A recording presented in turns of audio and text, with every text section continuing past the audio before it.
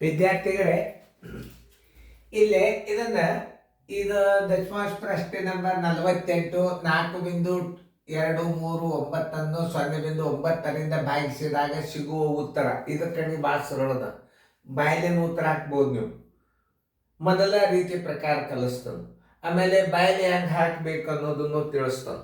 ಯಾಕಂದ್ರೆ ಈಗ ನಿಮ್ಗೊಂದು ಪಾಯಿಂಟ್ ಹಾಕ್ನು ದಶಮಾಂಶ ತೆಗೆದ್ರೆ ಇದು 471 ಆಗ್ತದೆ.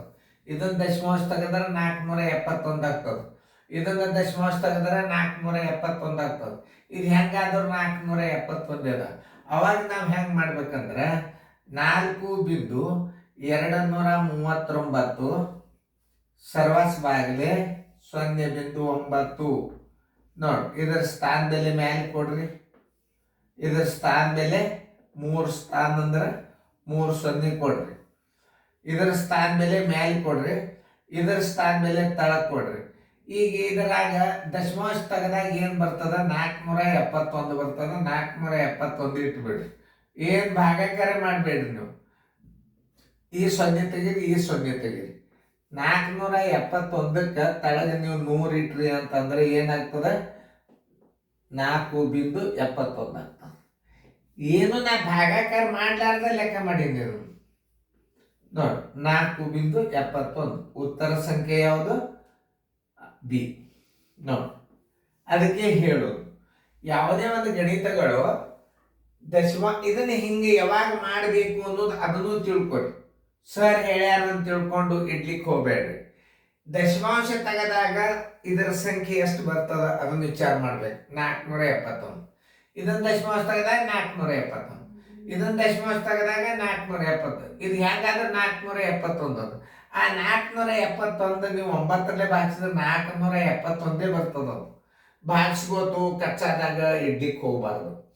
ಇಲ್ಲಿ ಇನ್ನೊಂದು 2 ಸ್ಥಾನ ಯಾವಾಗ ಆಗ್ತದಂದ್ರೆ ಮ್ಯಾಲೆ 3 ಸ್ಥಾನ ಇತ್ತು, ತಳ 1 ಸ್ಥಾನ ಇತ್ತಂದ್ರೆ 2 ಸ್ಥಾನ ದಶಮಾಂಶ ಕೊಟ್ಟು ಬಿಡ್ಬೋದು.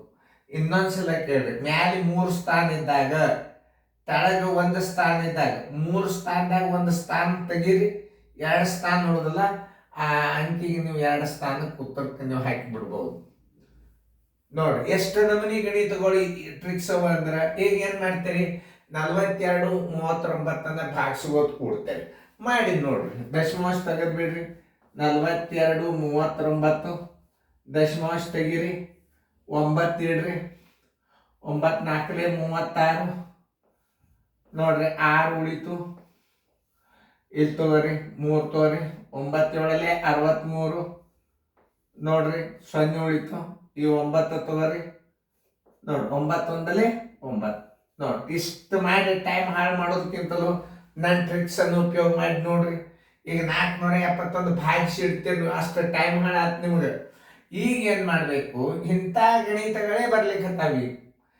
ಯಾವಾಗಲಿ ಭಾಜ್ಯ ಭಾಜಕ, ಭಾಜ್ಯ ಭಾಜಕ, ಭಾಜಕದಲ್ಲಿ ಕಡಿಮೆ ಸ್ಥಾನ, ಭಾಜ್ಯದಲ್ಲಿ ಹೆಚ್ಚಿದ್ರೆ ಎಷ್ಟು ಹೆಚ್ಚದ? 2 ಸ್ಥಾನ ಹೆಚ್ಚದ. ಇದರಾಗ 1 ಸ್ಥಾನ ಕಡಿಮೆ ಮಾಡಿದ್ರೆ 2 ಸ್ಥಾನ ಅಂತಲ್ಲ. ದಶಮಾಂಶದಾಗ 2 ಸ್ಥಾನ ಬಿಟ್ಟು ಬಿಂದು ಕೊಟ್ಟದ್ದು ಉತ್ತರ ಅದಾಗಿರ್ತದೆ. ನೋಡಿ ಇಂಥವೆಲ್ಲ ಗಣಿತಗಳನ್ನ ನವೋದಯದಲ್ಲಿ ನೀವು ಹಿಂಗೆ ಟ್ರಿಕ್ಸ್ಗಳನ್ನು ಉಪಯೋಗ ಮಾಡಿ ಹಿಂಗೆ ಭಾಗಿಸ್ಕೋತ ಕೂಡುವುದರಿಂದ ಏನಾಗ್ತದ? 471 ಇಟ್ರಿ. ಭಾಗಾಕಾರ 4 ಇದ್ರ ಸ್ಥಾನ ಬೆಲೆ ಮೇಲೆ 10 ಕೊಟ್ರಿ. ಇದ್ರ ಸ್ಥಾನ ಬೆಲೆ 1000 ತಳ ಕೊಟ್ರಿ. ಈ ಸ್ಥಾನ ಹೋತು. 471ಕ್ಕೆ 100 ಇಟ್ರಿ. 2 ಸ್ಥಾನ ಬಿಂದು ಇಟ್ರಿ.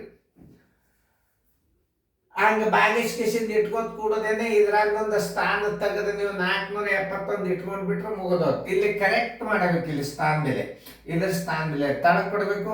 ಇದ್ರ ಸ್ಥಾನ ಬೆಲೆ ಮ್ಯಾಲೆ ಕೊಡ್ಬೇಕು. ಇಲ್ಲಿ 100 ಉಳಿತು. 471ಕ್ಕೆ 100 ಇಟ್ಟಾಗ 4.71 ಆಯ್ತು. ಇಂಥ ಗಣಿತಗಳನ್ನು ಮಾಡೋದು ಕಲಿಬೇಕು. ಚೆನ್ನಾಗಿ ನೋಡ್ರಿ.